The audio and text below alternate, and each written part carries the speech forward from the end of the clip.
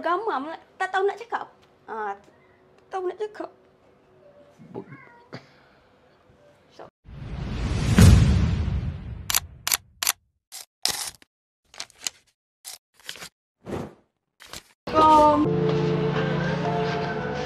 Dari Cibang ke Tentang. Assalamualaikum. Nak hantar pampers? Nak pampers kan? Masuk. Masuk. You tukang jahit dah, you? Tapi dah tak jahit dah. Dulu jaga arwah mak ayah. Lepas tu jaga dia. Memang tak jahit dah. Dia ni adik ke apa? Ni adik. Dia ni mula-mula lahir normal. Lepas tu dia jatuh sawan. Jadi macam tu lah. Dia kena demam panas. So you tak kerja, you memang tak kerja? Saya memang tak kerja dah. Adik je seorang kerja. Siapa yang jaga you, makanan ni semua? Kakak ni makanan, minuman semua cukup?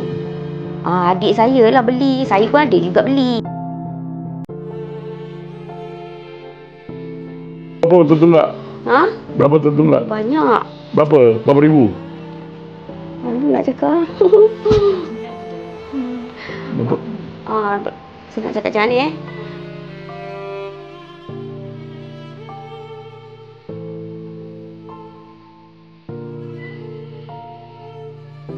So, sebelum ni kerja apa? Saya menjahit. Menjahit lah. Ibu boleh repair? Repair. Tak panggil. Ambil gambar dia. Repair mana? Yang mana rosak ni buat? Ini repair ni. Dua-dua repair ni. Ambil gambar. Kita repair kan. So, you kembali balik jahit you. Mata tak boleh? Mata saya kamu. Saya kena buat. Nak kalau ada tempahan dia minta macam tu lah kan. Mata kena buat? Cermin mata. Ya betul. Mahfuz, bagi dia buat cermin mata sekali. Tak apa. Cermin mata, check. Bila dah siap nanti, baru kita orang akan bawa balik. Puan pergi test apa semua dan kita hantar balik. Susah. Allah nak tolong. Kan? Terima kasih.